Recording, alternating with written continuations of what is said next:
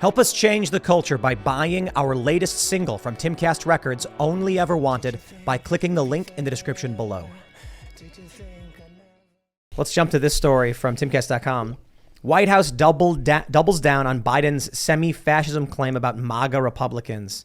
It's sad, it's pathetic that Biden said this, that Karine Jean-Pierre, however you pronounce it, reaffirmed it. But it is kind of worrying when the president is now starting to embrace the extremist rhetoric.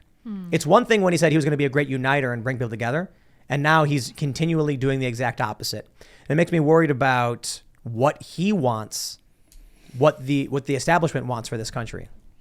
Was that in reference to the tweet that he put up, or his handlers put up about pissing off moms?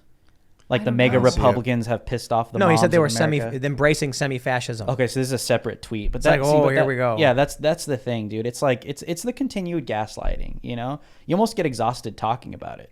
It's like, we know these people are the fascists. They're the ones that are pro-lockdown. They're the ones that are, hailing the FBI, going after their political enemies. They're the ones that are literally calling to SWAT Marjorie Taylor Greene, and we know why. And they did 3 times. 3 times. And like, oh, there's a trans person's life. A trans person's life is in danger. Like, literally, we know why they're doing it, because they want her to get shot. Well, what happened was, is that what they claimed at her house? They said... The 911 call. And they said it was a trans person at her house? Yes, in the 911 call. Wow.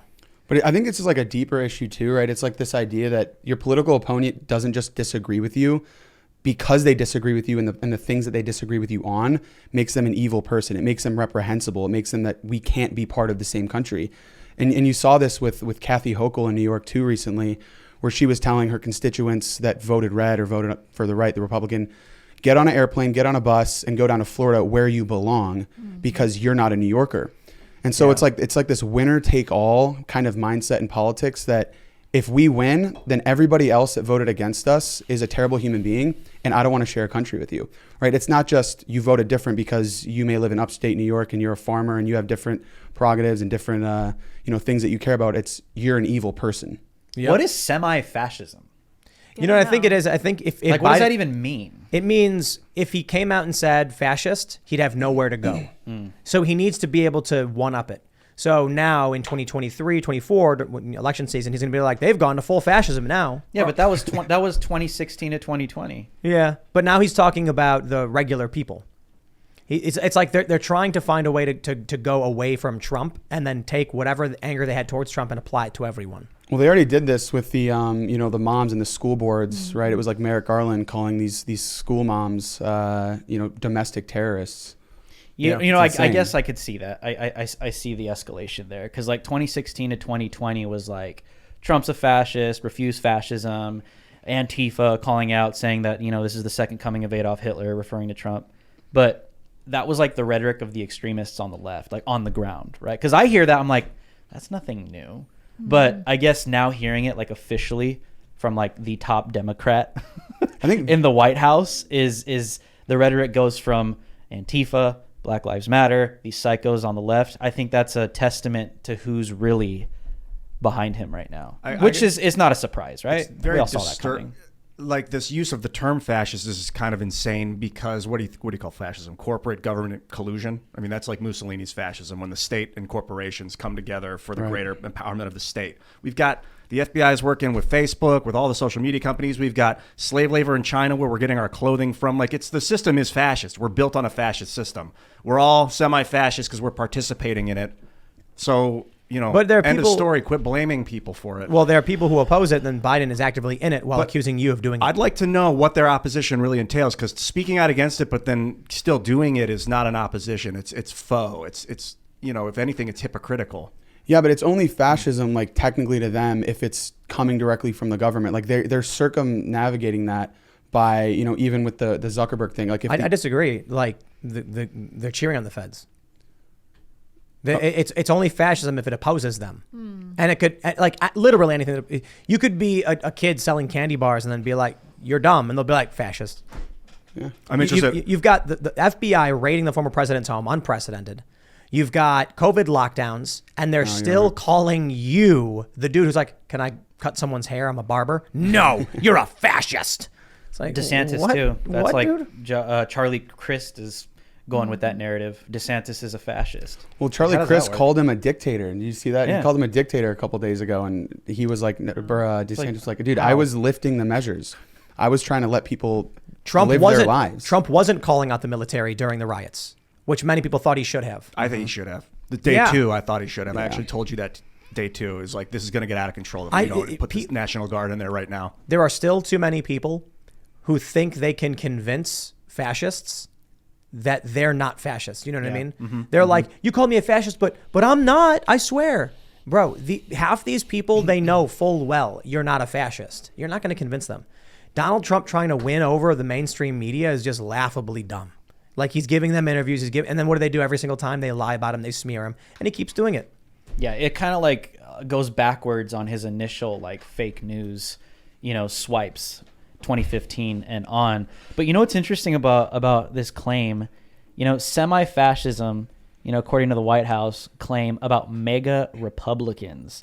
I just love how these people wrap everyone in this title. What does that mean? What is a MAGA the blacks, right? The black MAGA Republicans, the brown MAGA Republicans, all the minorities get wrapped in one. Like it's just so mind blowing that these are the same people that are like, oh, we're anti-racist and we're going to defeat white supremacy. We're going to defeat systemic racism. But you know what? Let's just wrap all of you in one little freaking box and put you in one little fascist box. You're the enemies, you mega black. You're the enemy, you mega brown. That's the rhetoric of these people. Yeah. And like, I people need to wake up, because it's like, dude, stop believing that it's literally like an agenda. Like, people need to understand it is a political tactic to prop themselves up as the saviors of these races.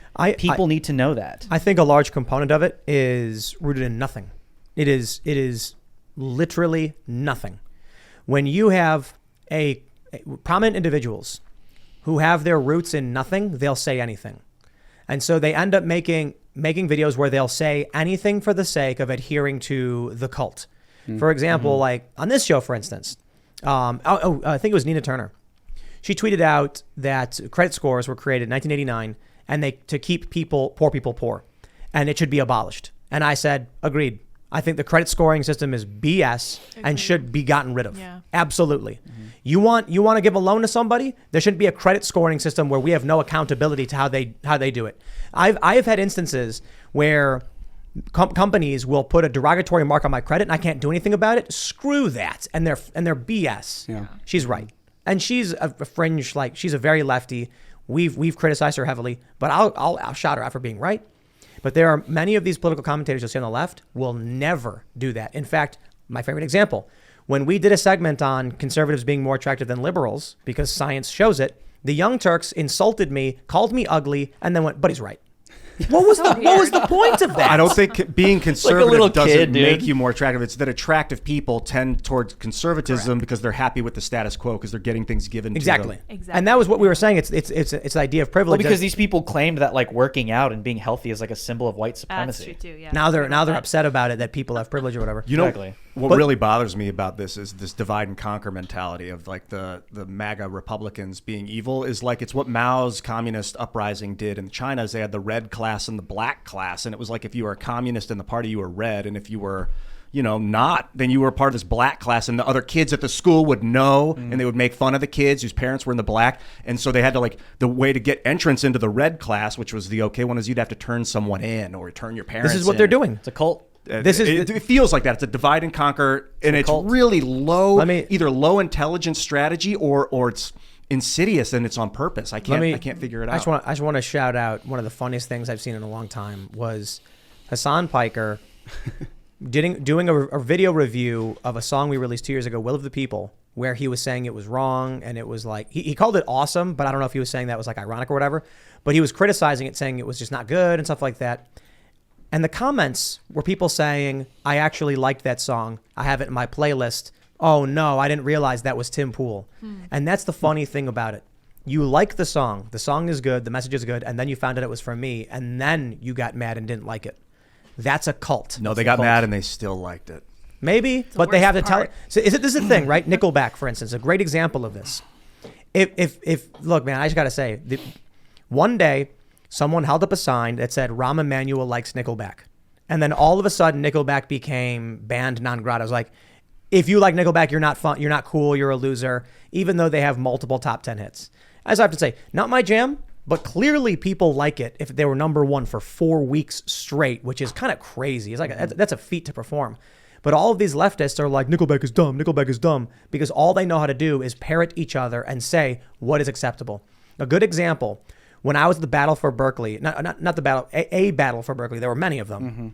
And I was staying on the street with my GoPro and my gimbal, and I was filming. Some woman walked up to me and started talking about all of this stuff. And then I asked her, a woman got knocked down to the ground and had her head cracked open. Did she deserve that? And she said, well, she shouldn't have been supporting Trump. And I said, so you think because she supported Trump, it was okay for people to just go and attack her? She's like, yes.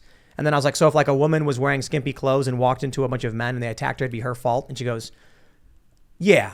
And then I was like, okay. Then a few minutes, like we leave, she walks away, we wrap up. She walks back over and she's like, delete it. She said things that weren't approved by the mob. I blurred her face. I don't have any interest in, getting her life destroyed. But it was clear that when you try to interview many of these people, they don't do it. And this is exactly why. The exact reason why the left will not come out onto this show, but conservatives will do it all day and night, is because conservatives are individualists who have their own ideas, and the left are in a cult, and they don't know what's approved and what's not. I feel like that even goes toward to what Joe Rogan was saying in his endorsement of Republicans. It's like you might lean left or be more independent, but these people that are going like all or nothing, it's like I might lean that way, but to call everybody a MAGA Republican who you disagree with is just evil, and I can't support that. What is MAGA Republican anyways? Are these the people that think Trump won the election and they voted for Trump? Well, is this a new term, like in this context at least? Are they getting away from Trump supporter? No, I think MAGA Republican just refers to the new right. That's a problem. That's too vague. MTG, Matt Gaetz. There are cultists. Figure. There are people that are like, Trump's my president. I love Trump. Like those people, cultism in general is pretty bad. You don't really want to fall into a cult of any kind. But just because you voted for Donald Trump or you have questions about the election doesn't make you like a cult. Doesn't make you a cultist. Right now, you have to vote for somebody if you're going to vote. Right now, the MAGA Republicans are split between Trump and DeSantis. On the left, they all marched in lockstep behind Joe Biden and still post insane defenses of him. Granted, I understand the leftists don't like Joe Biden, but they all made videos talking about why you had to vote for him, which is crazy. Mm-hmm. Joe Biden was establishment. Donald Trump was anti-establishment. If you claim to be a revolutionary who supported the establishment, for what reason? The argument for, if you were a leftist who wanted a revolution, Trump was your guy. He was destroying everything, wasn't he? He was going to fire the bureaucratic state and purge the civil servants. For what good reason would you defend the establishment unless you're lying and you're a reactionary fascist who wants to turn the clock back to the 1950s and create racial segregation, as one example? It's like CNN told him so. It's like their superpower, though, right? Like we split our support among these candidates. They hate the right, or they hate Trump more than we love, one like group or our ideologies or our freedoms. Or like, isn't that like a superpower that they have? I think they genuinely hate black and brown people. Even my run-in with Katie Hobbs on Saturday, like I typically don't do content like that, but it just was so necessary because people need to understand she's running for governor of Arizona as a Democrat, right? She's literally a convicted racist, like 2 times. She discriminated against black people. So I go to this Arizona, put on by the Arizona Democrat Party, her little event where she's speaking, she's pointing the finger at Republicans. Republicans are this, Republicans are that. And here I am as a brown guy just standing up and asking her a question. Hey, well, what about you, Katie? Why don't you explain to the people about you being a convicted racist? Because you literally discriminated against black people. And who are the ones that got up and immediately literally put hands on me and escorted me physically out of the building? They deported me. It was the woke whites. The woke whites are the ones who immediately go after me, put hands on me, and I'm like, are you guys really doing this right now? Like the Democrats of Arizona are deporting a person of color. They're deporting a Latino because I'm calling out Katie Hobbs' racist record. Yeah, what did she do exactly? So during her little administration, when she was, in office, I think a senator, I believe, she literally, a black woman was working for her, Miss Adams, and she discovered that her white colleagues were making more money than she was. So she came out and called it out and asked some questions and said, why? Okay. And apparently she went on a paid leave or a paid vacation that was already scheduled. And during that vacation, she was fired, let go. Wow. So she clapped back, sued them, and she won. Okay. This is just one of them. She won. I think it was like $3 million, but it was capped at $300K or something. Right. So Katie Hobbs is a convicted discriminator against black people. Okay. So the reason why I bring this up is like, if Katie Hobbs was a Republican, this would be headline news everywhere. If Katie Hobbs had an R next to her name, I would have done the same thing, same scenario, and I would have been hailed a champion, and I probably would have been invited on CNN to come out and talk about it tonight. The point I'm trying to make is, I make these points because we all get this. I know, Tim, this is just like simple, basic stuff, but I know there are people out there that do not even understand how this simulation works. How is it that I can't do that as a brown man, that these people claim they champion and we don't want to deport Hispanics, but the moment I come out and I call out a legitimate case of racism, but because she has a D next to her name, she gets a pass and the brown guy gets deported because they're the real racist. I just make this point to say it's a cult. These people do not care about us. They do not care about brown people. They do not care about black people. They only care about their power and how they're perceived in the moment. And if they can get you in the cult. Yep. Bend the knee. That's the culture they want to build. I had a guy messaging me over the weekend. He said that the reason he hates me, he posted a comment, is because I'm shattering consensus reality. And I was like, wow. Like, you just come out and admit it. Like, you're aware that you're in a cult and you're mad that I'm waking people up. Is that it? So it wasn't that you said anything that was, factually wrong. It was that you were breaking, what did they call it? Consensus reality? In order to keep people trapped, you have to lie, keep them in the dark, and don't let them see the light. And that's why people like Brian Stelter, he was like, don't go and watch Fox News. That's propaganda. Fear. Yeah, if you went and watch Tucker Carlson, for instance, you might be like, he's kind of a dick, but he's right. Like, he says, here's a thing. And then you're like, let me check the thing. And you're like, oh, the thing is true. He kind of delivers it in a snarky way sometimes. A lot of people like it. You know, he's a big show. Some people might not like it, but he's not wrong. He's wrong sometimes. Everybody is. But that's the issue. They don't want you being able to see any of that stuff. Yeah, I think it's the metaphor I keep feeling is like if there's a governor of a city that's about to be invaded, the governor tells everyone, hey, everything's going to be fine. Make sure everyone wakes up. There's no fear of anything. All that thing you heard about invasion is just rumors. And then when the city is invaded, the people are still there. They defend the city. They win. As opposed to a governor that's like, hey, everyone, we're going to be invaded. And everyone freaks out and flees the city. Then when the city's invaded, it's conquered. So they think that their lying is justified because it's keeping people calm. And that maybe when we transfer to this new world order, that the Americans' stability will remain because we didn't panic. But they got to see that the lying is causing people to panic. I'm sorry to interrupt you. No, it's always fear. It's always like everything. That's why everything's a phobia. Phobia is attached to everything. Transphobia, homophobia. If it's not that, it's some kind of virus that's going to come and kill everyone. But what about the virus? No, we don't need to know. It's the same thing Jim Jones did, right? The Jonestown cult, right? I was listening to this, some audiobooks on the way in, and I was just like kind of making the parallels. Like this, Jim Jones operated through fear. It was pure fear. He like in the Jonestown cult, like every night they would have like the White Nights, where every single night he would psychologically prepare them to die and to suicide themselves for him every single night. Like he would come out, hey, tonight's the night we're going to do it. He would push it entirely, and he was psychologically engineering them through fear every single night, but no, this was just a test until finally that night came where they all were willing and ready to suicide themselves because it was literally fear. Thanks for checking out this segment from the Timcast IRL podcast. But if you want to check out the full show live, tune in Monday through Friday at 8 p.m. And if you want more special access content, head over to timcast.com and become a member. Your membership helps sustain this company, keep our journalists employed, makes this show happen, and you will get access to exclusive members-only segments of the Timcast IRL podcast, and there's a massive library to check out. So again, go to timcast.com or tune in Monday through Friday at 8 p.m., and we'll see you all there.